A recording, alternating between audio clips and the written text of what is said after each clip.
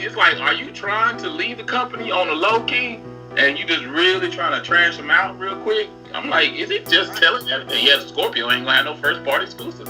I said, what? I just got the I told Raw this morning I just got the Xbox S, and he was like, he said, oh man, I'm done. Yeah, son. Life. You got the Xbox. You got the. After I talked to Raw before I watched your video fresh, and then I was like, I said, oh man.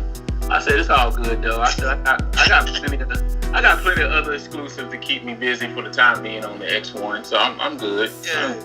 Actually, that's what the video should be about, Raw.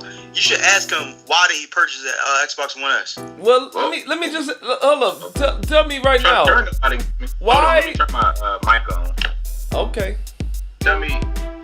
Hold on. How does it sound? Yeah, I hear you. Oh, you sound good. Matt. Life, you there? Yeah. All right. Well, let me say this, man. I've been recording the whole time, so we just gonna keep rolling like we didn't know I was recording. Oh no! Alright. What up, everybody? What's up? Hello. Yeah. What's going on? Yeah, I wasn't expecting that. FBI, Big Brother type stuff. Ding! Yeah. Oh. Who's Raw really work for? Oh, let me just say this. Investigation. Might go ahead. Let me get over here on Google and look this dude up real quick. Oh, let me say this though. That voice you guys are hearing is Life Spiller. Life is back on GamIN Talk. That's like when The Rock, when he comes back to Raw or SmackDown, like, go ahead, say hey to the people, Life. Hey people, what's going on? Oh! Life Spiller fans, y'all wasn't expecting that. Let me say this. This man is, look, he said he basically retired on YouTube, but let me say this right now. This dude didn't retire. This dude didn't quit. This man can't stay away. He's on a hiatus, and one day he'll be back, but today is that day he'll be back on YouTube via GamIN Talk. Life, first topic, how's life after YouTube? Well, it's actually pretty good, honestly, because you know what? It's giving me a chance to just really watch other people's content. You know, that's the big thing for me right now, is that I've been able, not that I wasn't watching people's content before, I just have more time because now I've subscribed to even more channels, and it's just funny just kind of having that whole first person experience, watching other people watching through other people's eyes, watching other people's content, getting ideas. I mean, of course, when you watch other people do videos, you get inspired. You're like, man, kind of want to do it right now, and then you're like, nah, because the big thing is it was just the whole thing was just mental. That's all it really was.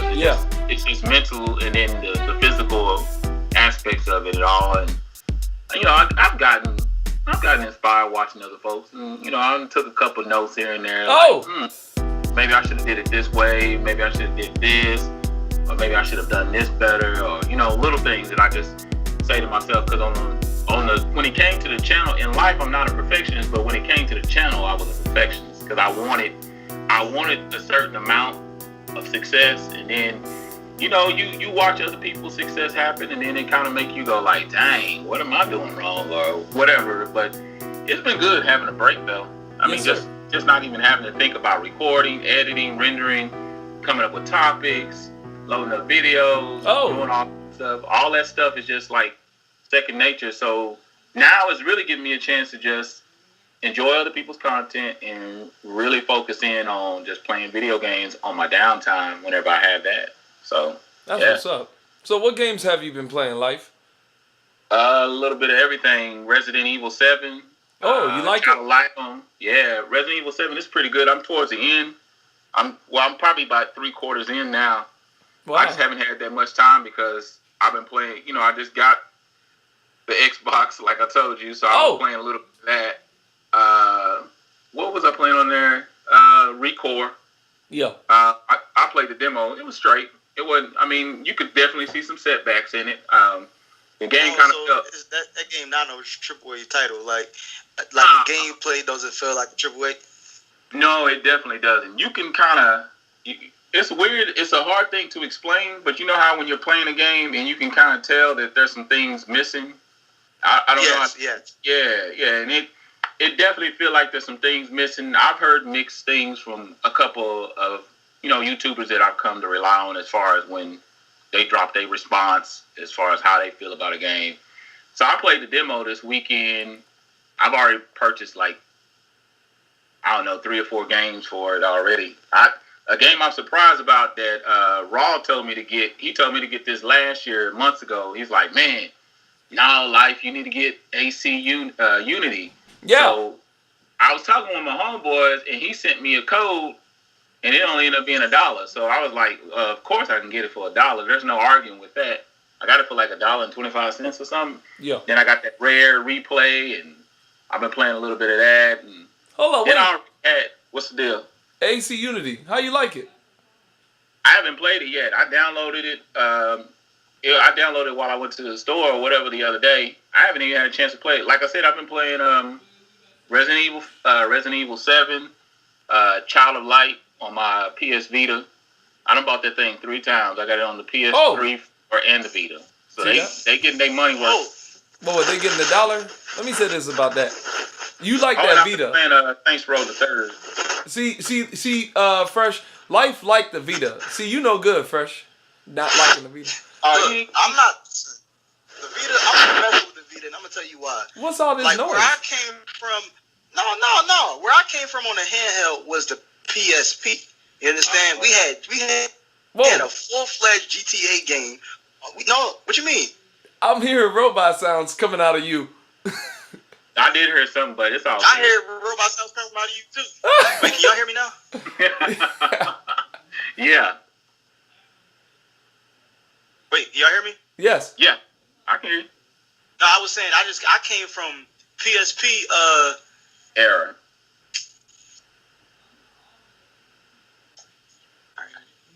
It flatlined. Now I came from the PSP era. We had full-fledged GTA games, and I feel like all those games that was on PSP and that was on PS3, it came from PS God of War games. We had full-fledged God of War games. PSP. I'm talking about on the go. You can beat the whole game from the first beginning to the end. All that. Now what we got on the Vita, they talking about PlayStation 4 is the indie station. No, that PS Vita is the indie station. We playing them cheap games on there, man. No, man. I don't want to play with no pixelated characters on my screen. Especially with a screen like PS Vita is like, come on, man. Like the quality from what we had before as a library of games what we had in the past was better. It was a better handheld overall than what we have today, and that's why I'm not a fan of Vita, because where I came from, like my standards is high when it comes to a handheld now. Shoot, I still want a Vita. Hey, life, you got an extra? Well, no. I have to say this. There is some argument with that as far as what Fresh is saying is. As far as what he's saying, yeah, there is some truth to the library. I think the library, when I look at it in the scheme of things, it's almost like the Vita is more catered towards overseas, over in Japan, because that's a big fan base over there.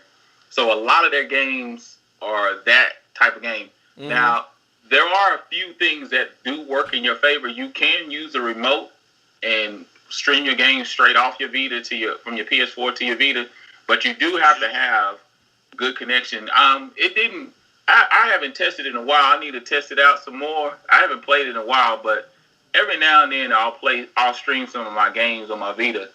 But you do got full-fledged games on there, but I don't think it runs the same kind of like he does have a great argument about that, because the way the power of these games now, and then trying to bring that into the Vita, it don't work quite the same. There is some dumbing down that they have to actually do in order to play it. Yeah.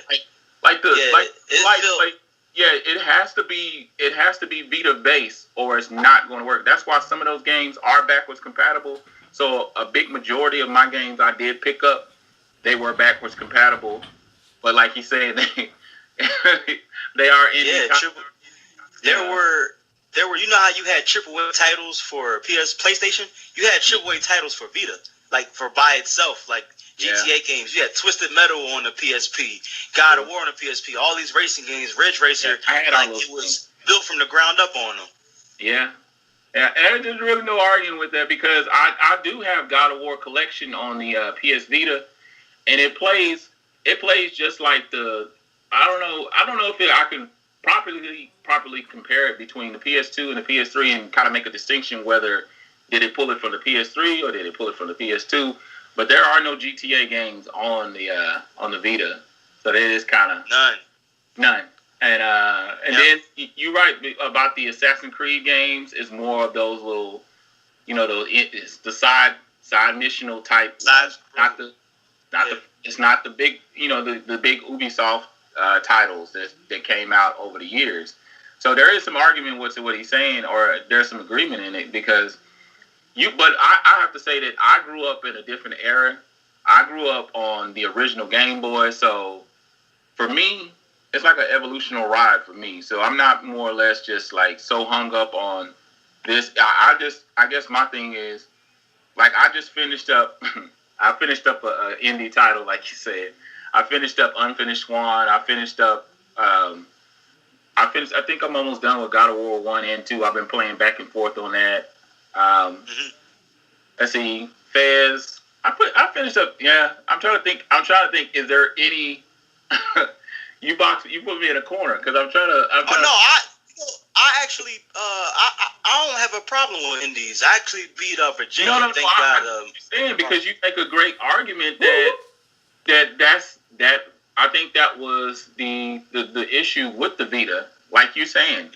If you were, and you're much younger than me, so you're that generation that they should have caught, and you clearly point out some of the key reasons why it didn't sell like it did. Like even with the PSP, you had the combination of the movies, you had digital downloads, the movies, first coming out, so you had a combination of great first party titles, movies, downloads, all kinds of, and like, I mean, some of the stuff I can play is backwards compatible. Now, the only thing that I could say that does work, like as far as a first party title, is the PS1 stuff, but it is PS1.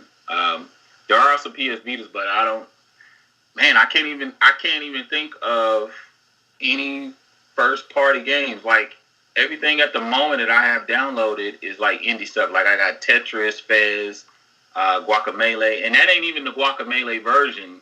That's another thing. Some of those versions had to be changed just to be ported to the Vita. Now, Child of Light was the first. It's exactly the same.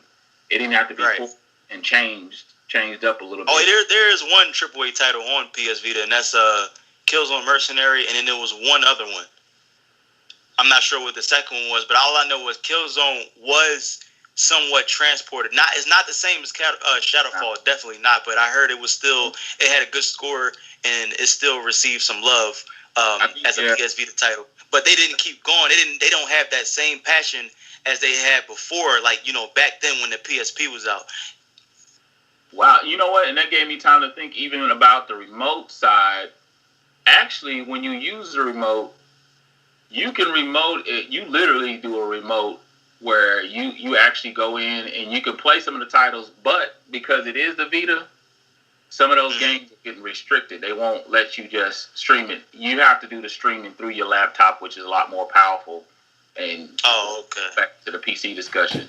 Because some of those titles that you try to stream off it literally takes you to your dashboard on your PS4. Because I'm thinking about it just now. It still will give you restrictions. It'll tell you, no, you can't play this game, or no, you can't play this game. But don't get me wrong, though.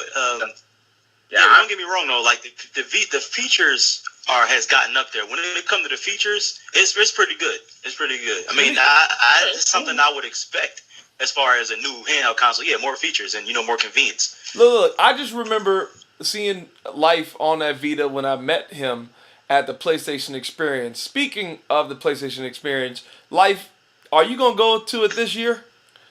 Yeah, man, I'm definitely gonna be there. I actually had a couple buddies even ask me about a couple conventions and stuff. But yeah,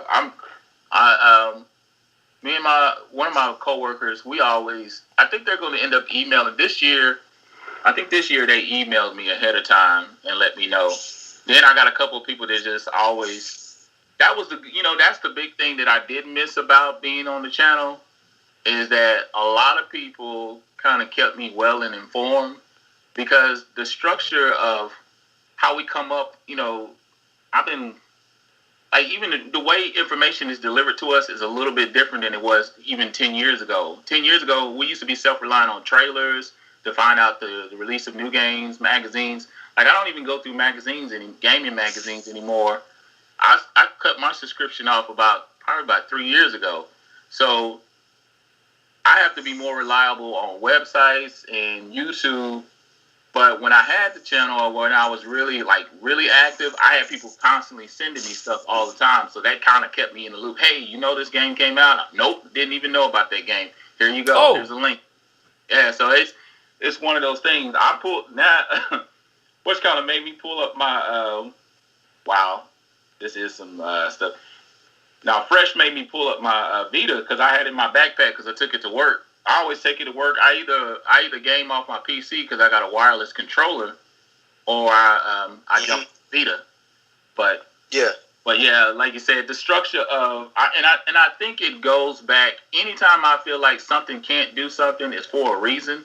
So if you open up the Vita, it's probably just because of the processor that goes inside of it, the strength of it, as far as what it can actually handle. And that's why a lot of people argument is like, well, I don't even like handhelds in the first place, and that's why a lot of people get into discussion about the Switch, and I know that's a whole nother subject, but I think that's why people even are kind of hesitant even getting that. They want to see the first run come out, see how it is, how the people, how the gaming community responds to it. I'm curious about the Switch. I'm always curious about anything that comes new to the gaming world anyway, just in general. So whether it's a failure or a success or whatever, if it's success, that's all good, because that's an innovative idea. Even though I can potentially see some drawback, some fallback on it, like something could possibly go wrong. But looking at the Vita games that I got downloaded, I got about 10 games already, and all of them either PS1 titles, indie, and that's it. And I think I have a couple disc games in there, but and I think that's just. I mean, it's the second it's the second gen. What is it? Because they had PSP and the PSP Go, right? It was PSP, the PSP Go. 1, 2, 3,000, and I had all of those. I had the 1,000, 2,000. Yeah. Now that mini, the PSP Mini or whatever, or the one that was just downloaded or download only, that was ahead of its time. And that's what I got. The Go, the PSP Go. Yeah, PSP Go. That's what I said. PSP. I still have mine. Yeah. Games. I'm thinking about those mini games that they have, and those are even worse. Those are like the dumbed down versions of the indie titles. I mean, I found some good mini games, but those games usually only cost you like $1 or $2. And right. I'm saying like right now, I got my PSP. That's why, I didn't tell you that. I forgot about that. I have a PSP Go. It's pretty good and it's still in good condition and everything. Ooh. And I can pull out and play God of War. I can play. I think Midnight Club is on there.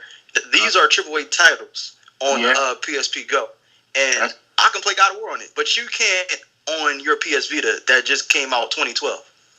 It's crazy. And mine came out mad? Like 2008. You mad at the PS Vita? I'm not mad at the Vita. It's just I can listen. I just think like this. I'm thinking like, okay, when they announce a Vita, I'm like, all right, I can't wait to the game. This is a new gen handheld version of what I played before, but it's gonna be a better generation. To me, a next generation handheld system, period, even if it's a handheld, means to me better graphics, detail, and a better experience in my games overall. That's what I'm looking at. Not we just made a new handheld, but you can play all your old games on it, and we ain't making 8-bit games. If you want to do that, you might as well would have made another Super Nintendo for the handheld version. Yeah, it's another Game Boy. Yeah, I wonder where, I honestly, and I don't know how they think, I don't know how Sony thinks, but you can clearly see that they didn't give as much love and attention to the Vita, and I think partly because it didn't sell like they thought it was going to sell. So immediate response from it kind of put them in a position where they just, you know what, they abandoned it. They abandoned it, and they didn't bring, like you're saying, no new and innovative ideas to it. No way of just looking at it and saying, oh, okay, this is what we're going to devote. This is the time. Mm-hmm. The same thing Nintendo did with the Wii U. They tried to push this idea out there as though they were devoted to it, because right now what I'm looking at on the Vita, it's only 15 million that was sold. Now the game, this thing, and that's sad. That's sad. Let me say this. The thing has a touch screen on the back of it. Come on now. Hold up, Fresh. Yep. What if they were all focused on VR at that time? That's probably why they didn't want to cut the cost in trying to save the Vita. You know, R&D is expensive for VR. That didn't get made in 1 year, you know. PSVR probably was... No, I understand. Yeah, VR was in the pipeline, I heard, since 2011. Right. And Vita was already in the pipeline beforehand. See, Vita came out the end of it was 2012 it came out. 2012 the Vita came out. Yeah, I'm just saying, what if they didn't want to put the Vita was already thought about before it came out. So so VR was like 2011. No, well, when the Vita came out, it had AAA Sony support, Uncharted, Killzone, you know. But why didn't they keep the AAA Sony support? I think it's because they said, you know, like Life said, it was a mixture of it not selling good, and then they said, you know what, let's put this money towards something else, you know, all this money and time. No, look. Yeah, I paid $400 for my Vita day one. I got Reality Fighters, I got Uncharted, and Killzone on that day.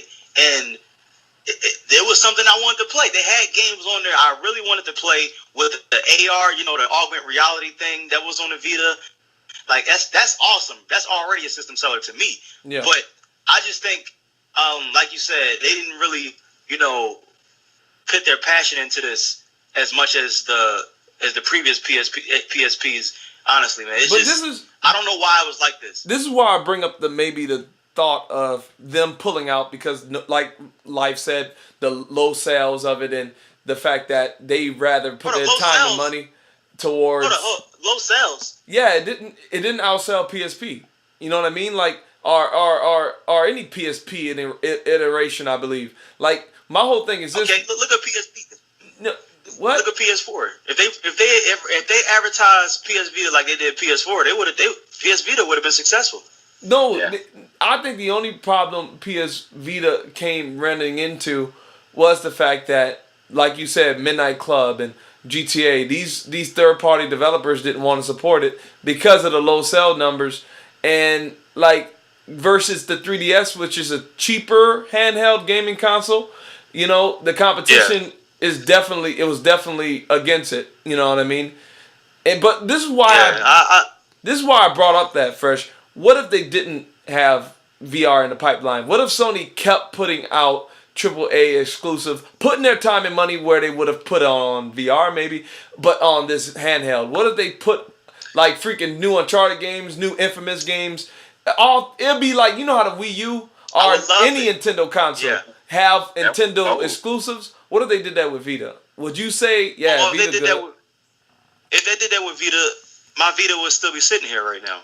I would have probably had about 2 of them, because even though I really did like the fat PS Vita, that slim one I was looking at, I was really about to buy. I was tempted on buying that, and especially all the colors that came out. Mm-hmm. I was tempted on buying it, and I really wanted to, but there were no games that I'm like, if I do buy this thing, yeah, sure, I can, do the remote play, but at the same time, like, this thing is for the go, not just go sit on my toilet and play games. Yeah, but I'm over in the toilet to take a dump, not play games. And I'm done. That seriously, but is that a shot? Is that shots fired? On the go. Fresh, is that shots fired at the Nintendo Switch commercial where that dude was on a toilet playing the Switch? Yeah, exactly. I'm just saying, ain't no shots fired. I'm just saying, like, there's no games I would want to play on the go. That's exciting. That was a Super Bowl commercial, y'all. Yeah. You won't play games. I was barely paying attention to the commercials. Hello, Life. What'd you say? I was just saying I was barely paying attention to the commercials. I watch football regularly, but I wouldn't even I wasn't even really paying attention to. Well, what? Them Dirty Birds? Oh! Oh, man. Dirty Birds got beat. I already had called it. I told people, I said, man, look here. It's just, it is what it is, man. And the really unfortunate thing, just my quick synopsis about the game is that I feel like Atlanta could have had that game. They should have cycled their defensive players in and out. They kept them out there the whole time. I don't care if you're the number one defense in the world. If you out on the field more than 20 minutes, you're going to feel wolfed and tired, and that's what you start to see. And then, of course, that just opened up the floodgates. And then all of a sudden, you seen this landslide of just them falling out, looking mediocre, and it just made people question greatness that could have been.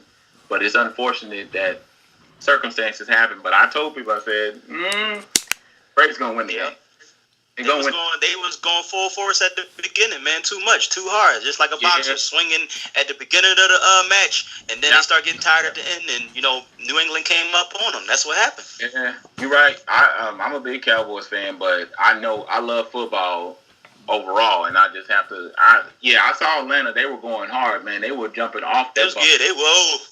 Man, it was good. Team temperature. Let me say this. Yeah.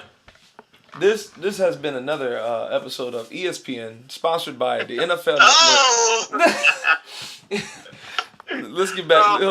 Crazy. No, I get what Fresh is saying about the Vita, man. There's been long, just get on topic, but yeah, man, there's been long discussions about it. Like everybody is just really been trying to figure out, because these developers, these publishers and the company big heads, they're not going to just come out and say, we messed up. We could have, this is where the marketing went wrong, because nobody knows. Think about it. We don't know about movies unless there's marketing or word of mouth or some sort of information being put out there. Without that release of information, nobody knows about it. Like I didn't even know about half of the titles.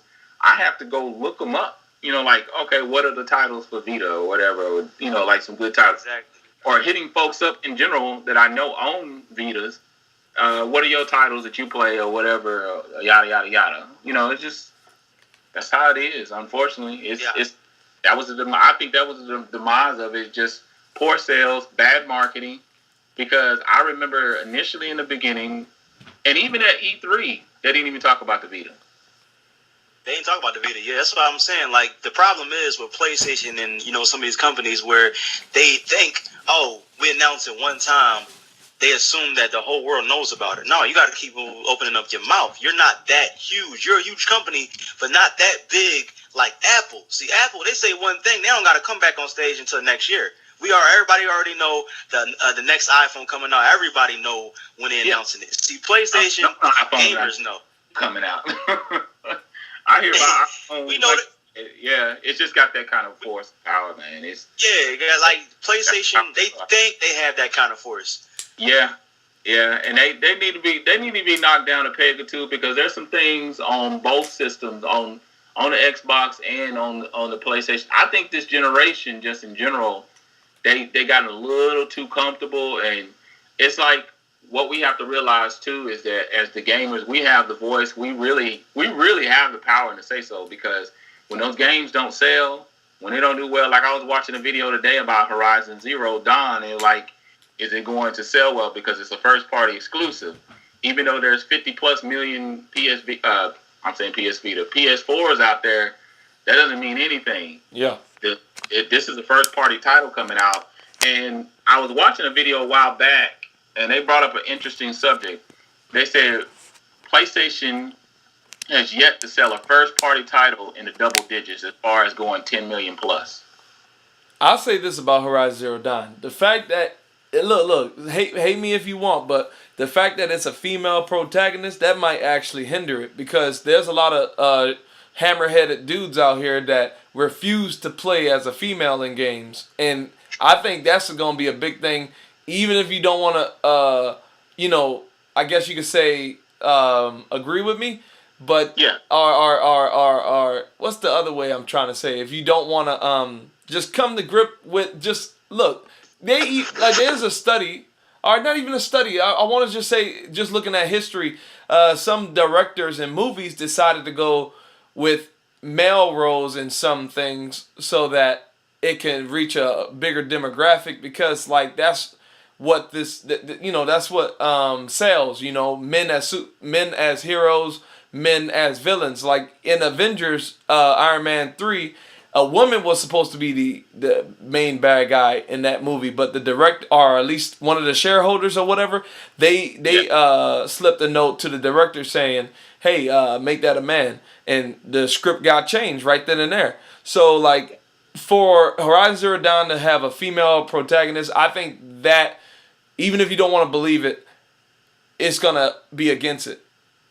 Yeah, that was brought up in discussion in one of the videos. This one dude that I watch, Gamer 23, he was talking about that today. He was saying, "Oh, Jeremy, yeah, yeah, Jeremy, he's cool, and crazy too.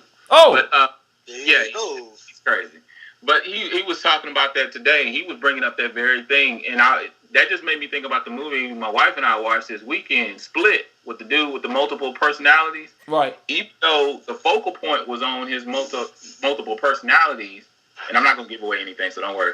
But even though the focal point was on his multiple personalities, they kind of shifted it a little bit towards the female protagonist, making you think that really, like you're saying, it really should have been about her, but they made the focal point about him on the movie cover, on the posters and everything, and they tried to circle everything around her, but still the camera was shifting towards her, and it made you want to really look at her story, because they led you into her life.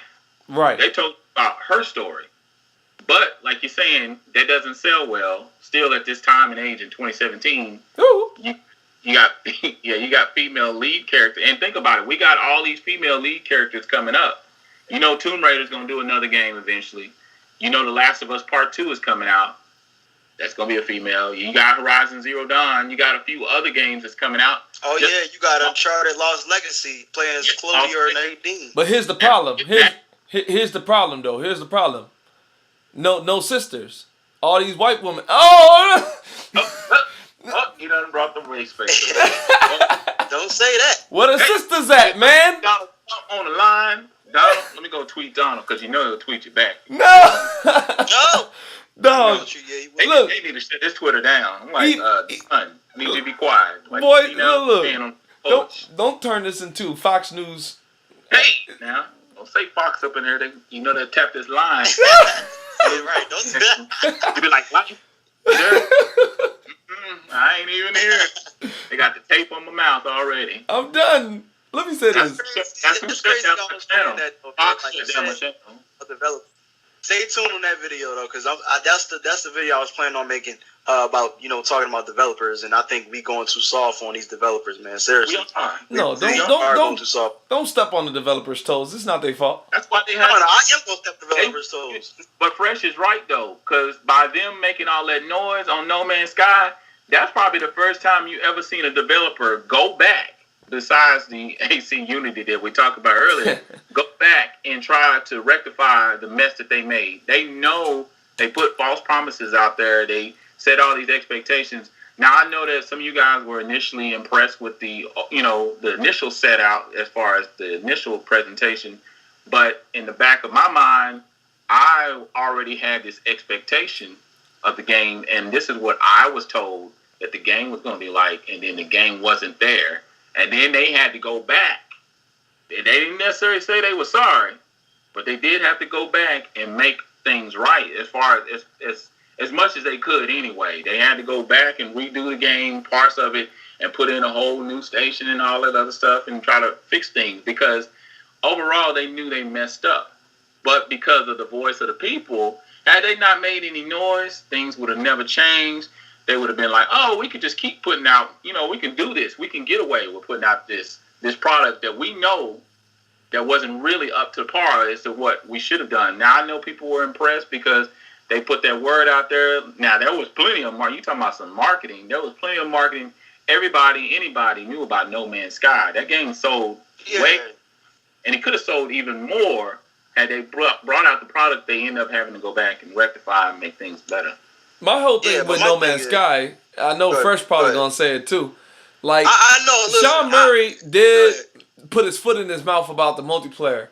But that's it, in my opinion. That's it. Like, everything else he said about No Man's Sky, I thought it was 1-to-1. Because, like, okay, Space Battles, Fresh, you got to come in on that. Because I'm still on the first planet I ever spawned on. Like I spawned on the first planet, and it was so good, I stayed there. So, Fresh, you're going to have to talk about the whole if Space Battles were there or not there before the patch that he did go back and do, like Spill is saying. But my whole thing, as far as everything he said was a lie, I can't get behind that because everything he said was not a lie, in my opinion. Okay. So the Space Battles, Space Battles before the patch, Space Battles were there. It was like they were dropped off as like they came. Okay, not dropped off, but they came from a different galaxy, and that's how they spawned in. As opposed to now, a ship came, came through hyperdrive, dropping the ships off, and now everybody's chasing me through the asteroids and things like that. The combat, the Space Battles are definitely more in depth when it comes to that aspect, for real.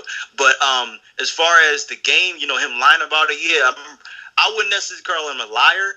I made a video about this, and I got like 70 dislikes. Shout out to people in that video. That dislike Life Spiller was one of those dislikes. He didn't just tell you, though.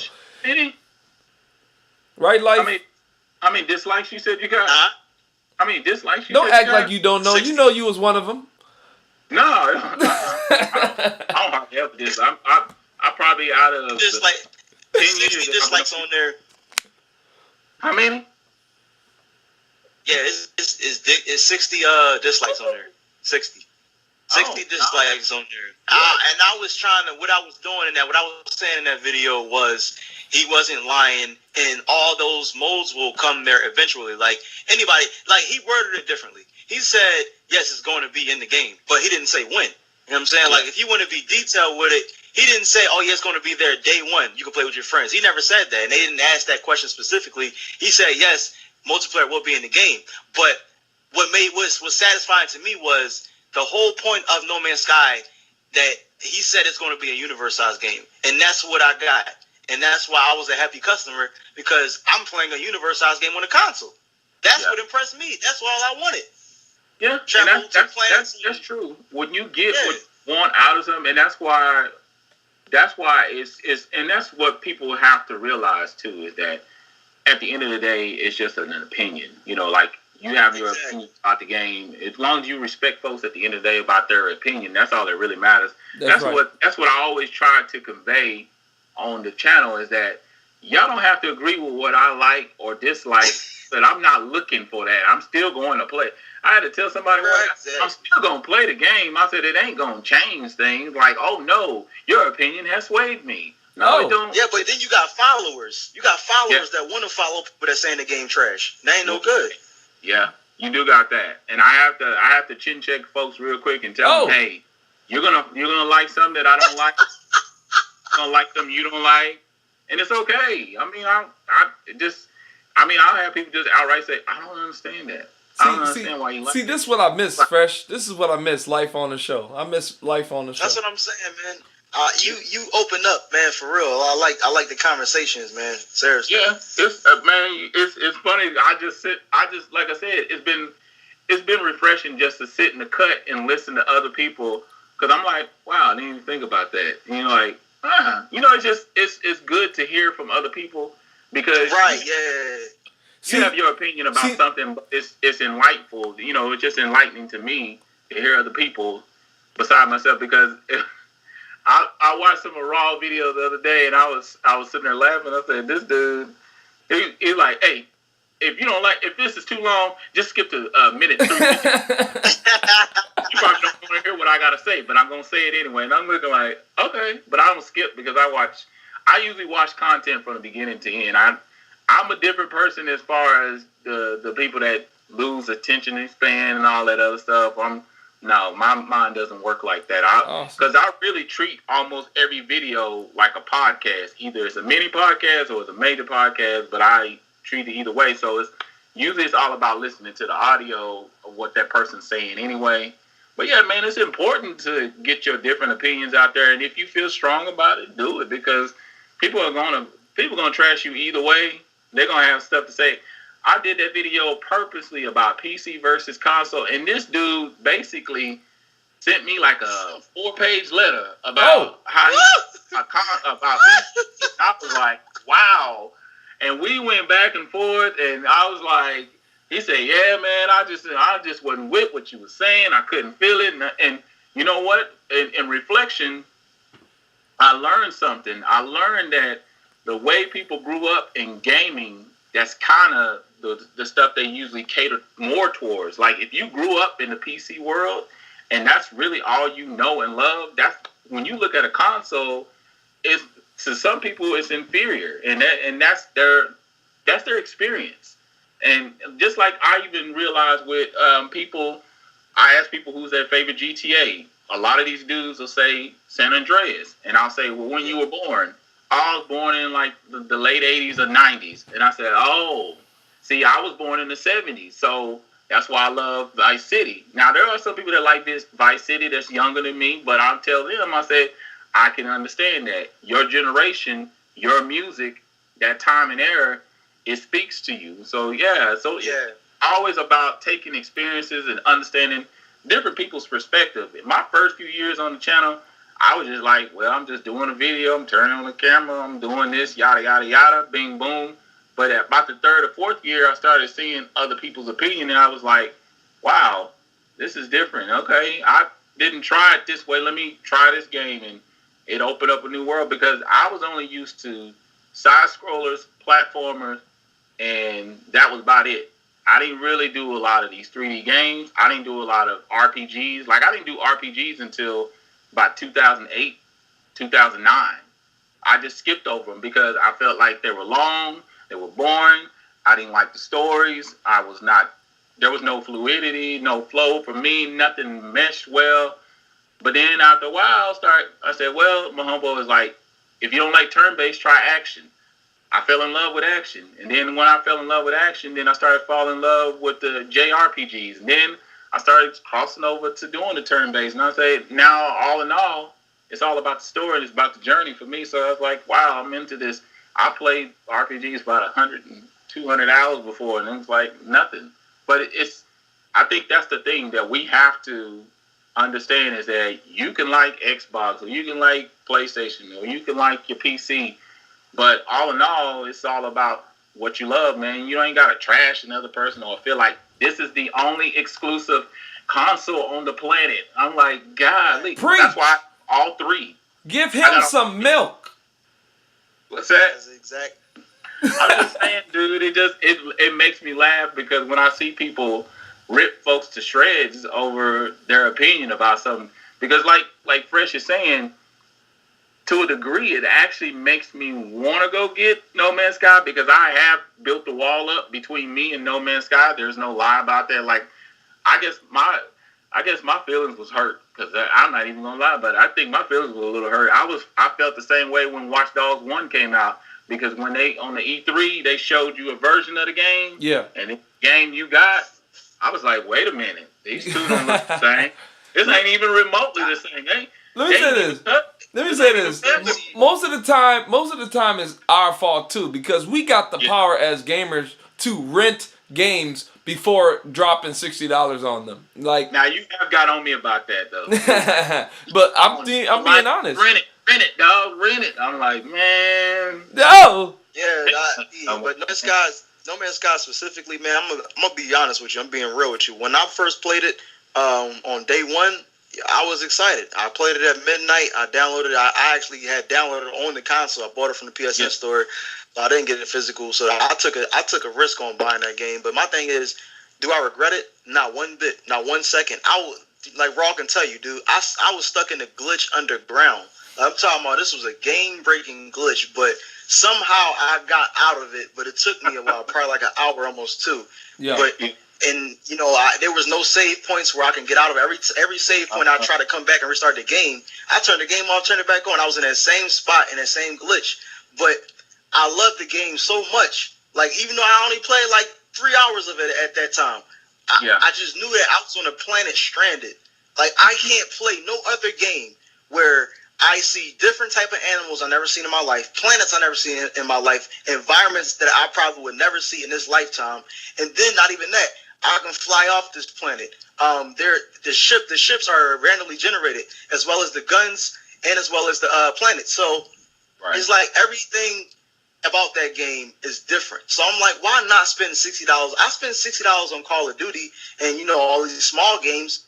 Why not spend it on why not spend this $60 on a game where I know I'm going to have a good time? And then I didn't know that the lore was going to be like that. The lore back then was really fun. It was addicting. But now it's like you have a reason. You building your base, you're building your homes. You can actually hire people to, so you can build plants and all these things like that. So you can have better guns and better equipment and make your house bigger and everything. Like, now you have a reason to play No Man's Sky and start grinding.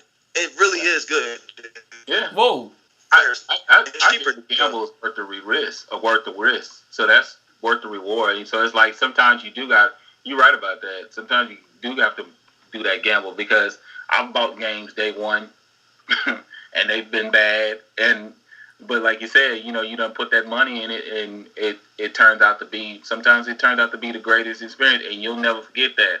And see, that stuff you can look back years later, and nobody will be able to say the same things. You'll be like, oh yeah, I remember when I got No Man's Sky, man. That was like 2016, though. Oh, yeah, man, seriously, that exactly brought the memories. Yeah. It brings all that stuff back. So that's your encapsulated memory. That's in a capsule. That's in a bottle now. So that was my experience with No Man's Sky. I had a weird experience with it, but it was good. Yeah, I didn't have one. I'm just giving it based on the outside, and that's what I was saying with the channel. That was a good thing too, taking a break from everything, because it gave me a chance to not be so fed in. Like even Raw was kind of starting to speak on, is that the expectations that we set, and I try not to do that now. I like the second 2016 and even on into 2017, especially with these new gen games or the latest titles. Now, I try to keep the expectations low by not getting so worked up, because it's hard, because we see games and we're like, it's like Christmas Day every time a new game comes out. You're like, dang, this game looks really good. I can't wait to play it. But I mind what Raw is always saying, you got to be careful about them selling you the dream, because sometimes they'll sell you the dream and it'll be a nightmare when you get the That's game. a little bit sad. But look. At the end of the day, we got the power as the gamers to decide what we want to spend it on. And look, it's not bad to be excited about a game, but all I'm stressing to you dudes is rent the darn thing. And if you don't like it, look, you spent $3 and you don't like it. Now you saved yourself $60 or whatever. In life, he ain't gonna buy a game for $60 anyway. He gonna wait till that G hit like cheap. $1 for Unity. After you said that, I was done. But so like I said, you know what I'm saying? Like, it was a sale. No, get it was a sale. out of I here. couldn't resist that. I was like, my homeboy, he sent me a link. He was like, it's this, I forgot the name of the site. They responded back real quick with my code, and I went and downloaded it. And that's another thing I've been thinking about too. While I was off the channel, I sold a buttload of games out of my collection, just because I thought about that's what I'm saying. It's not like I don't listen to people, because that's what's been feeding me and keeping me going while I was doing the channel, is that listening to other people's ideas. And I remember, Raw even saying a long time ago, he was just like, dude, digital, even though I'm opposed to the idea of digital, he was just like, what if all your physical stuff is gone? What are you going to do? And so I said, how much sentimental value am I placing into these physical items? And then what if something does happen? But see, if I have all these, because I probably got more than 100 digital games sitting away, stored in places like you said, either on my cloud or they physically on my, or the digital copies are on my consoles or whatever. So I actually sold off a bunch of games at one point, and I was just like, I said, well, it's not that big of a deal, because I said, how much value? It was nice to accumulate over 700 games, but then after a while, I was like, how long am I really going to hold up with this idea of having all these games? Right. Am I going to have all this time to just enjoy it? And I guess it's like it was something, it's like you can knock it off on your bucket list and say, oh, at one point I had 700 games. At one point I had all these consoles. That was nice, but how long you gonna keep this thing up? I'll tell you what, those game library is impressive. How you have it set up on your wall, and to be honest, that is a nice little background. You know what I'm saying, for videos and stuff. But at the end of the day, I feel what you're saying. But at the end of the day, look, man, do what you feel comfortable with. Do what you can live with, right? Do what you can live with. But look, life. You know, I mean, we really got to talk about. We really got to talk about you and YouTube. Are you going to announce it here that you're returning tonight? I'm just playing. Oh. No, not returning tonight. Oh. I'm really gonna give it some time because I said in all seriousness, I said I've done the break thing I think I've done it 3 times. Yeah. Did it last year, and I think I did it a year before, and I think I did it this year too. Well, I did it. Well, no, I did it towards the last quarter of last year when I said I'm taking a break, and then it wasn't even a long break.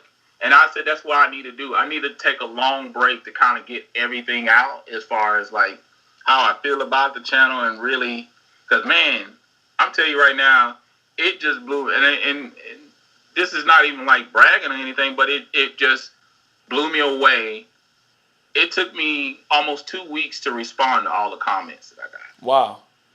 Because they were, not only because it was so many, but it was because of the long length of the comments. It was like, dude, I guess my thing is, I say, in my first thoughts was where were y'all at when I was trying to get this video out? But I've learned some things. I will say this, I have learned some things while not doing the channel. I learned what I did. What big thing that I did wrong with the channel is that I became complacent with what was working, and I got used to that system. And so it's just it's like if you eat the same meal every day, and you go to work at the same time, you come home at the same time, you do whatever you do on your downtime the same way, you read the same book, you play the same game, or you watch the same show. If you're doing all these things in repetition, it's going to become a recycled thing that you're going to get in your mind. I got to break the cycle. And where I messed up at was, I think I got complacent because I built a fan base. I built a little bit of an audience to where they were used to the same type of videos, and they were wondering the same thing I was wondering. Why is your channel not growing? And that's where I messed up. I think that's the biggest thing that I've learned over these 30 days is that's the biggest place where I messed up. I kept doing the same thing. But through you young guys, I've learned, man, you can shoot your video any type of way you want to, as long as you want to, short as you want to. Yes. Any type of way, and come up with if you just being as random as ever on your video, it's okay, because at the end of the day, it's just a video.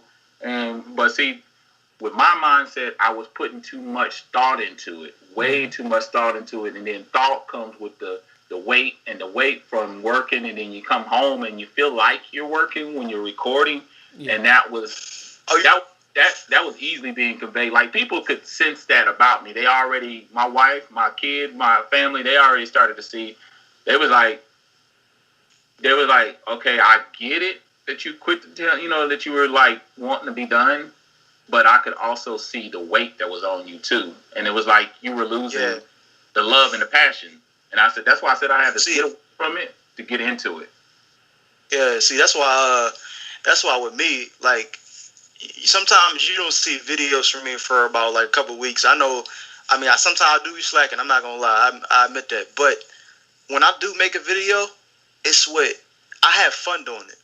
I really do have fun, making these videos. Like, I'm not trying to be, a professional, all the time. I try to be down to earth and real all at the same time. You can still throw that professionalism down in there, but I try to have fun doing it and let people know that I love doing this, laughing, talking to myself, just being there having fun when I upload these videos. And I can't wait for, to upload and have people watch it and, just to understand where I'm coming from in my opinions and what people think about it and the feedback. That's what I want to see, what people think of how I think when it's as far as this gaming.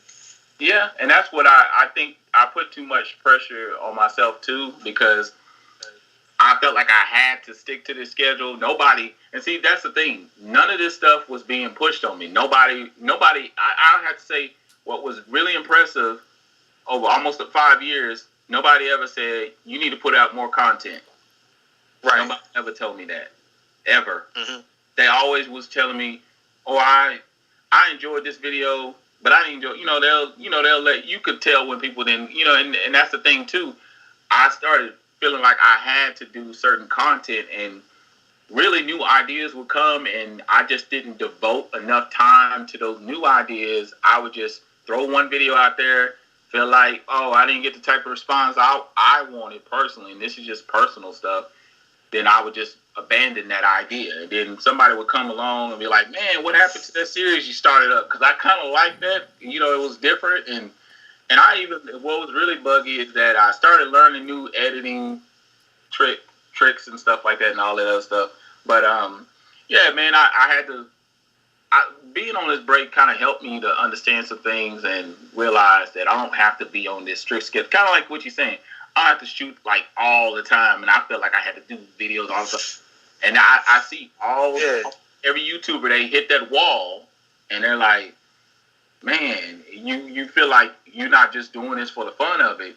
And I have to say, man, I was blown away by Raw's growth, man. I was like, what in the world is this dude doing? I was like, I'm not doing that kind of growth. I was like, and it's it's fresh, it's inventive.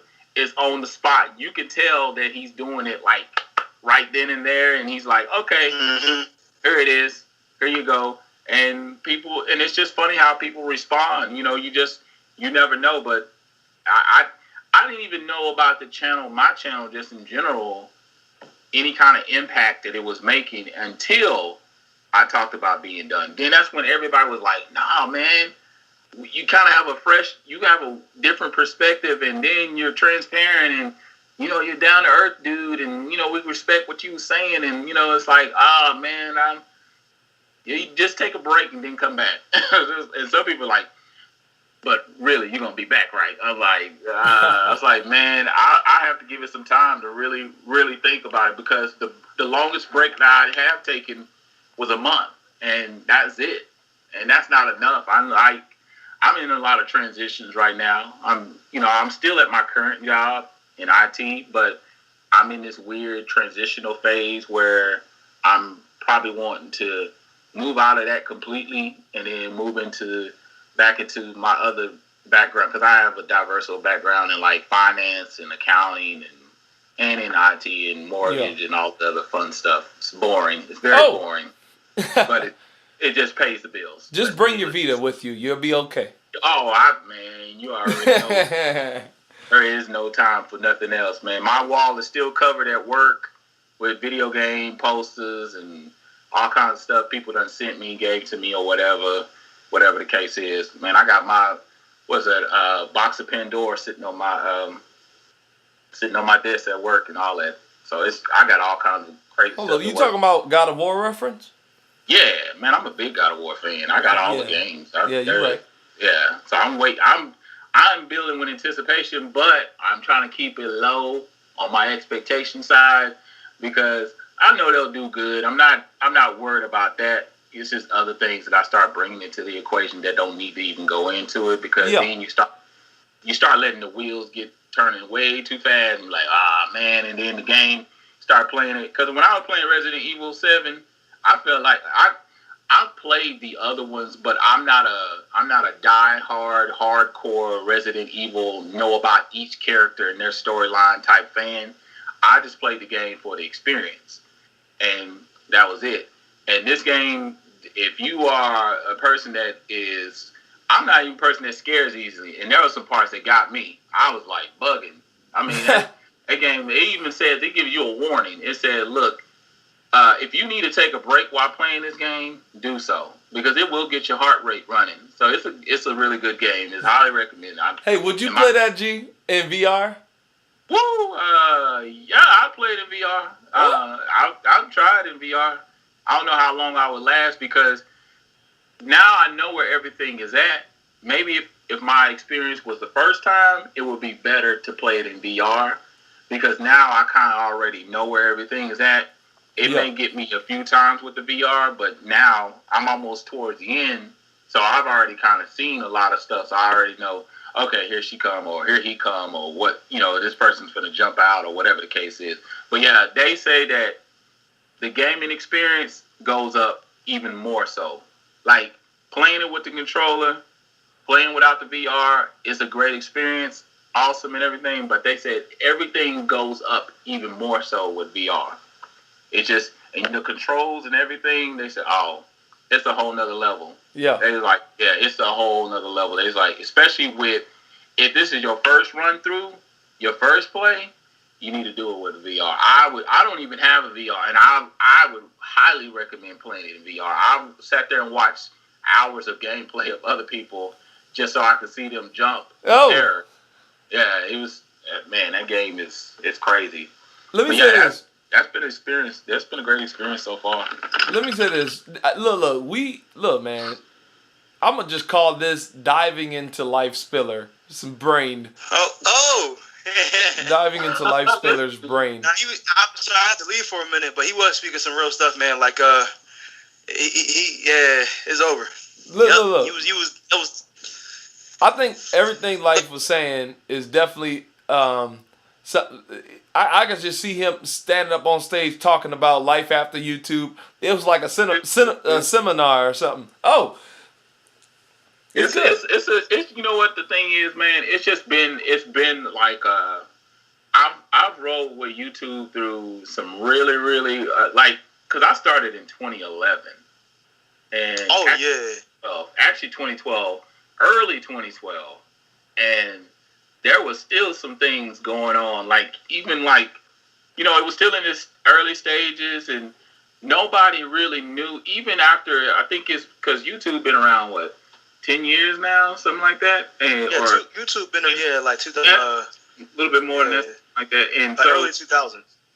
Yeah, so it's been around for a while, but the evolution of the whole thing and the changes and it used to be strictly about that. YouTube was it's about yourself. Remember their whole logo that they used to have up and everything, and that's all they focused in. That was their focal point, was the people that put the content on their channel or on their website, and that's all it was at one point. And then they saw this baby grow now as a teenager, and they like, man, it's at this point where it's a moneymaker. It's a serious moneymaker.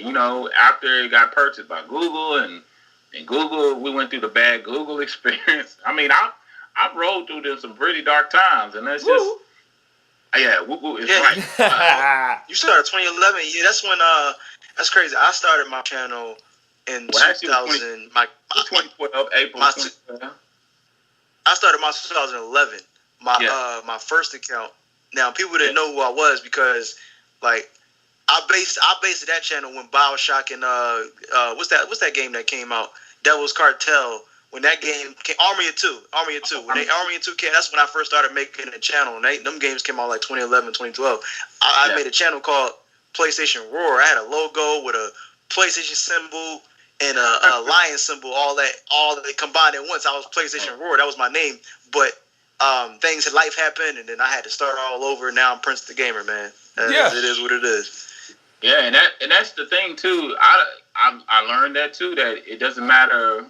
It doesn't matter when you start the channel. You can do your channel anytime, and it's all about that connection, man. You end up having that. Yeah. You have this connection with the audience, and then all of a sudden you get a response. And I didn't. And it was a lot of walls that I hit, but I didn't even know that, like, low key, a lot of people that's talking about people that have 500,000 to they probably have like 100,000 view or subscribers were hitting me up and saying, "Hey man, I like your content," and I'm looking like, "What?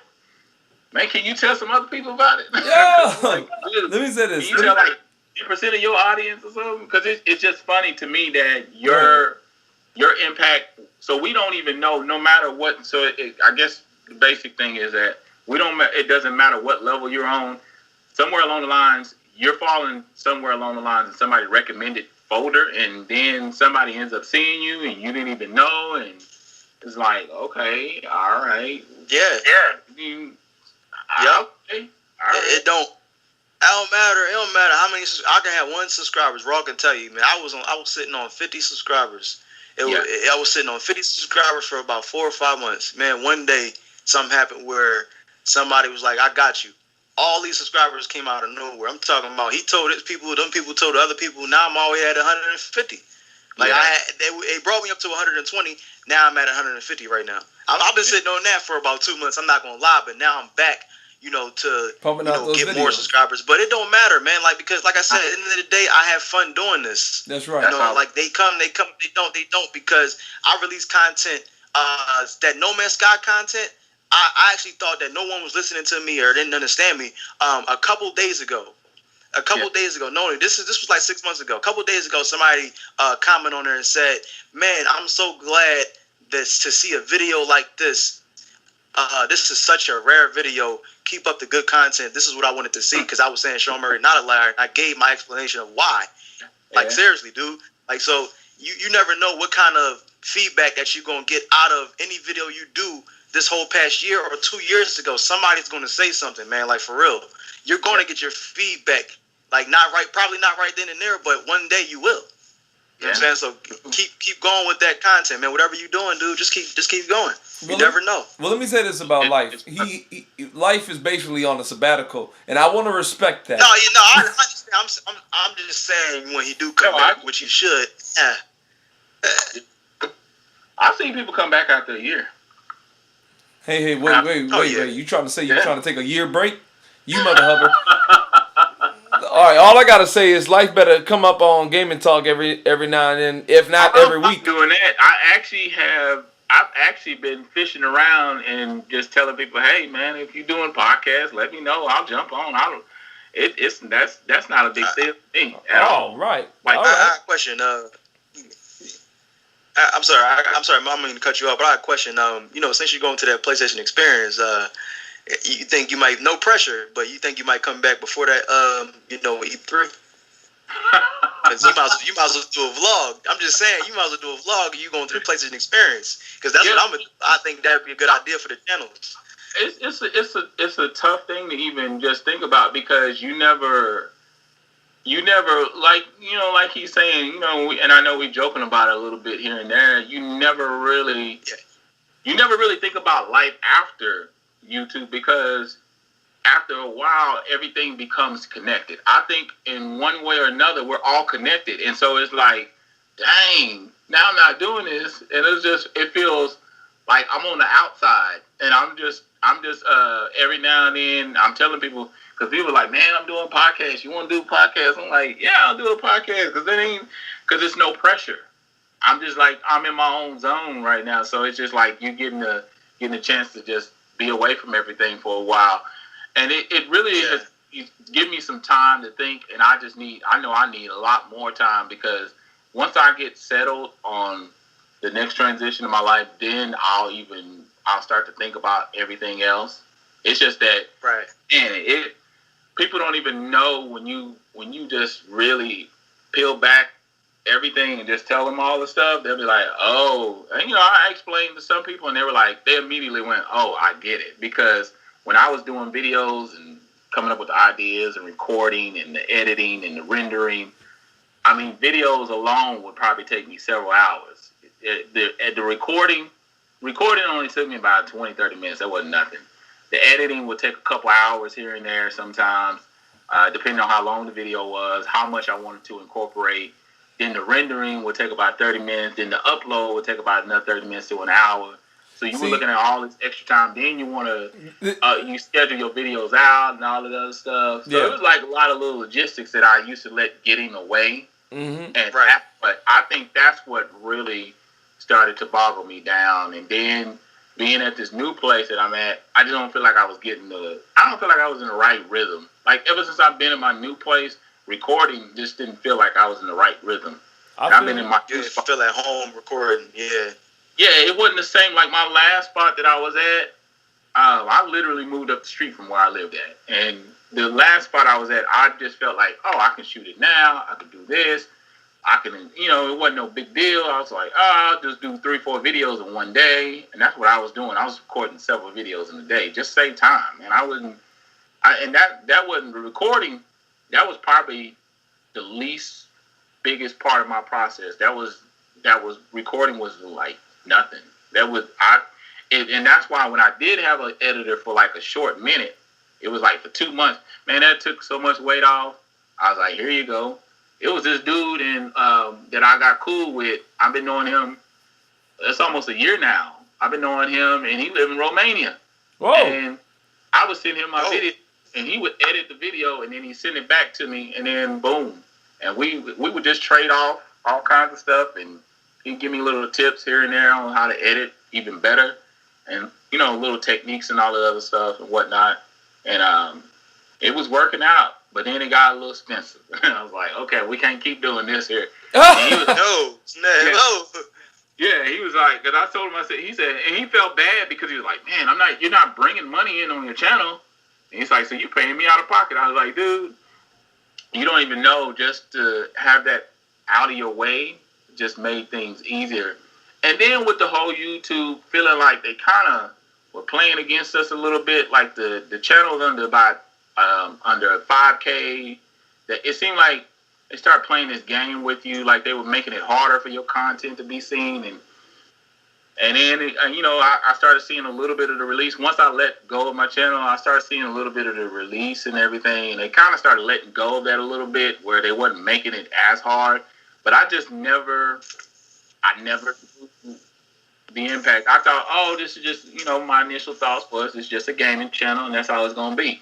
Then it became me being transparent about my life and gaming and everything else that's going on, because I'm an open book anyway, so I don't really hold back. So it was just like, I didn't even know this was the impact it was making. And I started getting people from different countries telling me stuff. And it's like, oh, man, I can't believe you're going to be done. Are you going to still be keeping up with us and all that? And I even had a couple buddies that's from Australia that's coming out here to Texas to some retro conventions next year, or this year. I'm saying next year. It's 2017 already.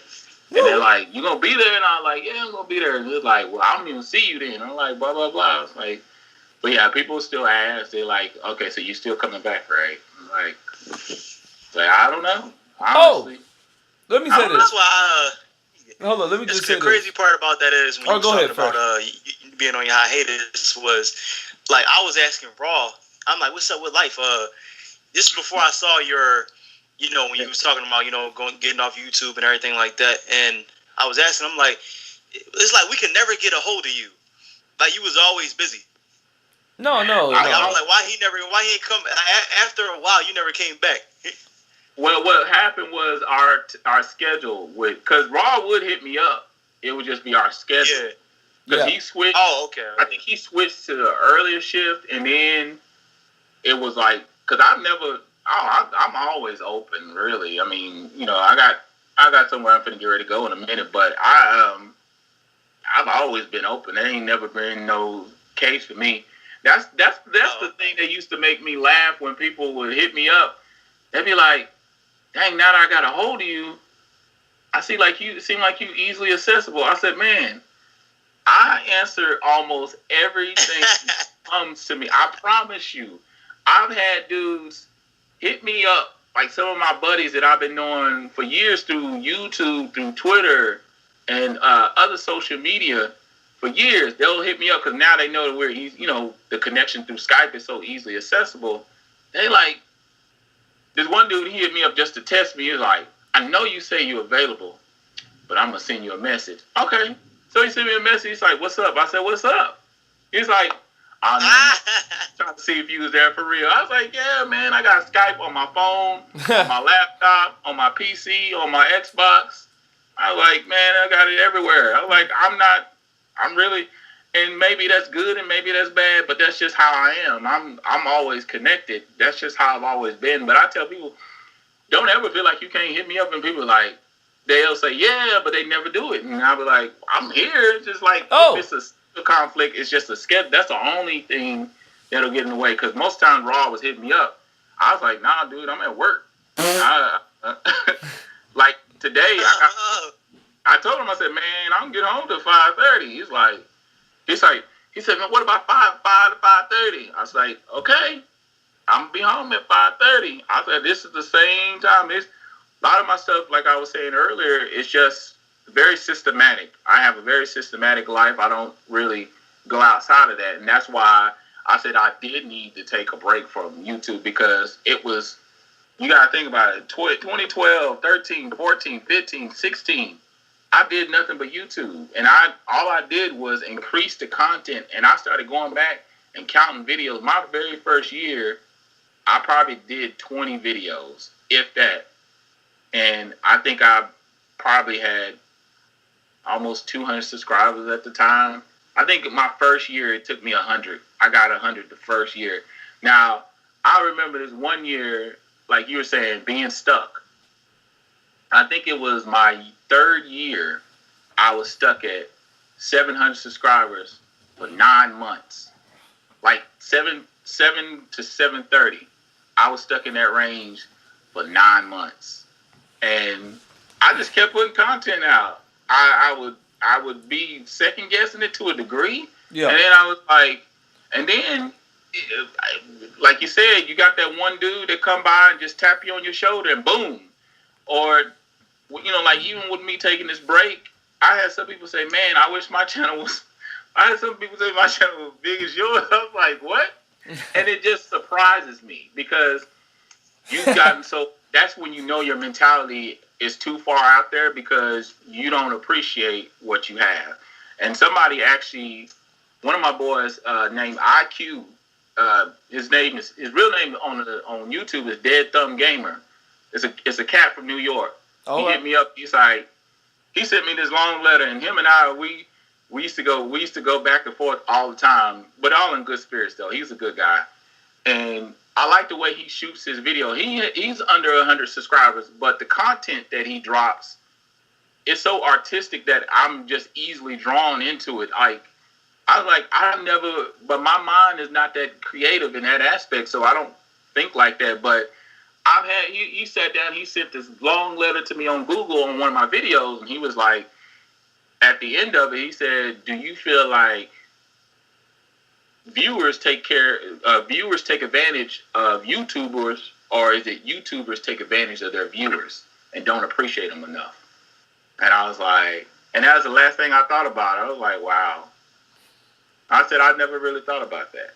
I thought about the other way around, and I think that's what makes you selfish, and then that makes you a little bit self-centered, and then it makes you start to not appreciate things because you're not looking at it from the other way around. And that's that's the beauty behind not doing YouTube right now, is that I've been able to appreciate the art and the time and what viewers do, and to, show the love and appreciation for you and your channel and all that.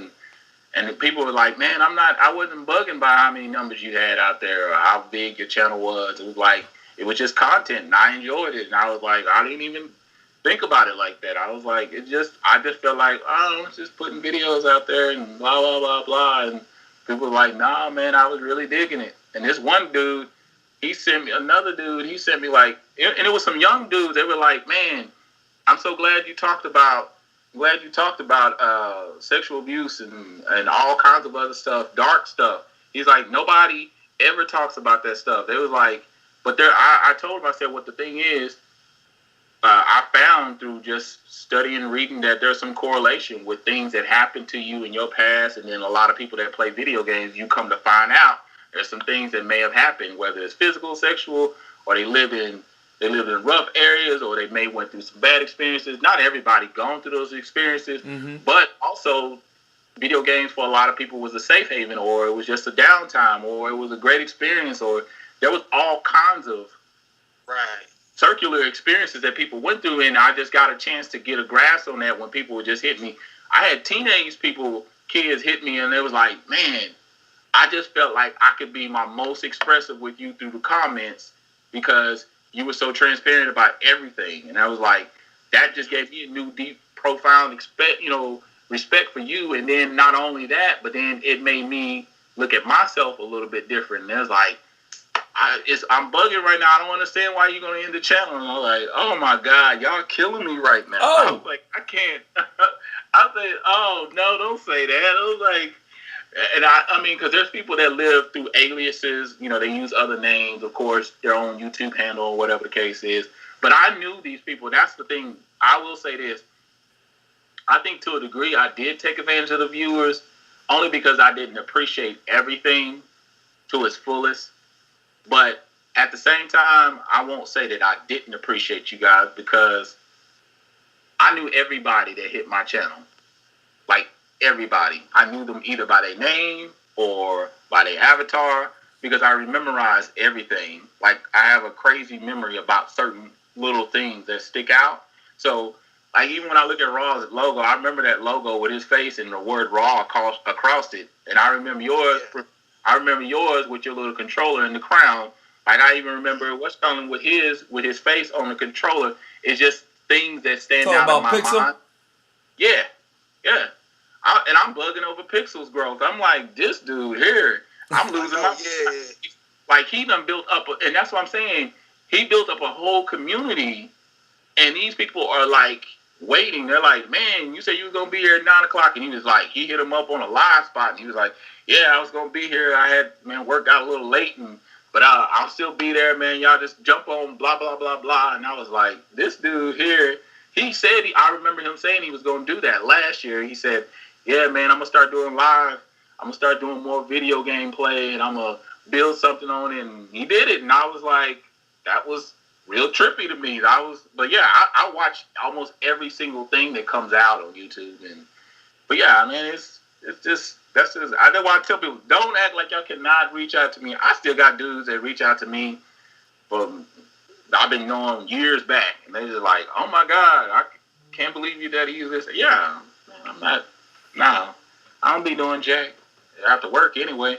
Word. And I'm glad you was able to do this because see, Fresh, me and Life Spiller's schedules started conflicting because, like he said, I took a shift earlier in the day. I used to have shifts in the night, and I know this made no sense doing it at night when I used to do stuff at night. But like I said, having to wake up a little bit earlier caused me to actually have to, not be editing long hours into the night, because that's one thing that got to me and was really messing me up. I was editing videos all the way up until 2 a.m. and I was, because we were film, we would shoot, we would record at night, and I'd be for the rest of the time editing until 2 a.m. in the morning. So I was like, I can't keep doing this. So I had to change up the schedule to where it's like 12 p.m. But just for one segment, you know what I mean? I see that I can do it like this, right? It's one segment that's going to be in GamIN Talk this, right? This is 25S. 25S? Yeah, 25S. So, you know what I mean? It's just one segment. Now, if we were to do... see, look, if we were to do a whole bunch of topics, we would be here for another 3 hours, it seems. But, like, that editing after the fact would be all up until in the morning time on my side. But at the end of the day, you know what I'm saying? I'm glad Life, you was available right now to do at least one segment in GamIN Talk 25S. Because, yeah, you know what I'm saying? I want you back on the show. I want you back on the show. I want Bandit Hayes back on the show. I want Red, a.k.a. Static Ninja, regular again. I even want my dude Turtles Live. He did, he doing school right now, so it's really conflicting. He a young cat. But like I said, like, I want all my dudes back because I miss you guys.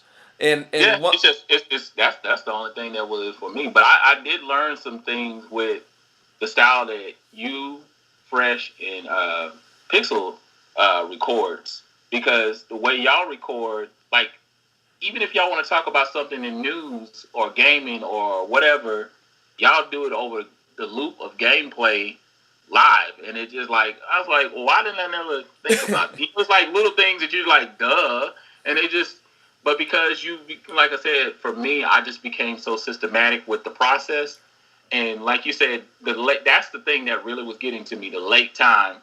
And over the years, I did manage to learn little tricks here and there. Like I said, recording several videos in one day and then just releasing them at different times. Like there was a point where I would give myself like a couple weeks of break from YouTube, but I was still releasing content because I had recorded so much stuff ahead of time. And I was like, why did I get away from that? I was like, I think I just started mentally messing with my own head. But yeah, there's a lot of little techniques and stuff that I've learned over time, and I'm like, why was I not doing this? I'm like, goodness, I could have been saving a whole time. But I just hit my record button on my darn thing. Hold up, wait. Goodness. Life. Let me say this. With what Fresh is doing, I'm really like clapping silently with what Fresh is doing right now. Like what he's doing is he's doing videos that's under 5 minutes. And it's just gameplay, his voice, and his topic. And going straight to the topic is his specialty. Like, his videos have been, I said it in his last video, I said good, awesome pacing. I said awesome pacing. And I really think, you know what I mean, if you're a YouTuber, you know, I'm talking to the audience, if you're a YouTuber and you're a growing YouTuber, definitely consistency is important. But this is how you don't burn yourself out, man. Doing gameplay in your voice and uploading that bad boy. Put a nice thumbnail up there, boy. Man. You'll save yourself so much time, energy. I'm done. I'm done. Yeah. You'll be like, oh my god. I sat there and watched him do that. I was like, I like doing it. Like, and it's, I'm gonna say this, like, I have a computer where I could go the extra mile, but it's like the convenience what I have with the Share Factory and PS4 is doing me so much great. I don't know, it's just because like if it just fits so well of what I'm trying to do. I'm not trying to make a lot of complicated videos. With Share Factory, you can go to an extent where you can make somebody believe that you made that on a computer, but it's not as far as the limits that you could do with a Mac or something like that. But it's just that enough software to camouflage on, like, wow, this video was done with a lot of passion.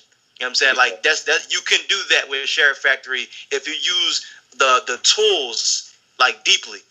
You know what I'm saying? Like that's what I'm trying to do with Share Factory. That's what like if somebody say like, well, that's what you're doing. Oh, I'm just using Share Factory. That's all I'm doing. I started out with using YouTube Editor. There is a section. They still actually have it, and they enhanced it. Started out with. I didn't have nothing but a flip video camera and YouTube. That's all I had. I would use the basics of everything that it had to offer. Like, I didn't even incorporate music until in my videos until about 2 years into YouTube, 2 or 3 years into YouTube. But those first 2 years, it was nothing but straight fan in the background, little air. I was using my phone as a camera, just talking about games. A couple times. I was basically doing vlog gaming. That's what I was doing. And you just learn to work, and I think, like you said, that's the part that keeps things on a passionate level when you're using those basic necessities. Because you're just saying, I really just want to get the content out there and tell people how I feel, no matter how it's being done. We feel like now we got all this innovative technology in front of us, and I got Sony, and I got like 3 editing programs in front of me, and I can use all of them to the fullest, and I know how to manipulate, change stuff up, and I'll be trying to complicate things more than they were. I remember when I started changing the format as far as the file type of my videos, those videos started taking longer and longer to edit, and I didn't know what was going on. and it was because it was another change in YouTube, and it was only accepting certain ones. So pretty much my files were coming zipped to YouTube, and then YouTube would have to unzip the file. Then that would take extra time for the uploading. And then one of my buddies, I reached him on the DM, and he was like, dude, he said, what file type are you using? I say, some R, whatever. I couldn't even remember what it is today. And he was like, he said, yeah, I don't even use that. And he's like, you using Sony Vegas, right? I was like, yeah. He's like, dude, just do the MP4. He said, regardless of how it looks, it's gonna upload so much faster. Man, I put that thing in there and it uploaded in like 5 to 10 minutes. I was like, man, this is an upload that would have took me about an hour. Hold on, wait. My connection. Hold on, wait. Fine. Hold on, I'm sorry to interrupt you. I do have to let y'all know. You know what I mean? We have reached the end of the show, and I'm not saying that because, you know, I'm done picking your brain, because I'm not done picking your brain. You better come back on GamIN Talk. The reason why I'm telling you this is because my Mac is on freaking 6% and it's about to die. Now it's on 5%. But yeah, look, I'll let you guys, man. I'm actually gonna go out with a buddy. Awesome. Oh, okay. Yeah, let me jump off, man. I'll holler at y'all, man. Like I said, just hit me up. Look, let me say this before. Appreciate it. Good talk, man. No, wait. Yeah. No, we are not letting you go yet. Tell the people your Twitter handle. Are you active on Twitter? Oh yeah, it's still LifeSpiller on there, and I mean, I'm on Twitter, I'm on Instagram, I'm even on Facebook, man. I'm on everything. Awesome. Pretty much. Awesome. Yeah, so it's all still under LifeSpiller 79. It's none of that stuff changed. Awesome. And I still got people that comment on videos like I just dropped them yesterday. I'm like, yeah, that doesn't change. That stuff don't change. I still see people all the time. I don't skip a beat, not really. But yeah, man, let me jump off and holler at y'all. My boy just texted me. He's like, I'm already there. Oh, snap. Well, yeah, for sure. Life, thank you for coming on, bro. And all right, man. Hey, Fresh, it was good talking with you, dude. Keep doing what you're doing. Good talking to you, man. All right, man, Raw, I'm gonna holler at y'all. that's what's up. That's LifeSpiller, everyone. Shucks, I'm gonna put his channel in the description. Go ahead and see some of that dude's videos. He do good work. And yeah, we're gonna continue with the rest of GamIN Talk 25S. Stay tuned. Now, this is gonna be a quick video. It's about Steam PC news.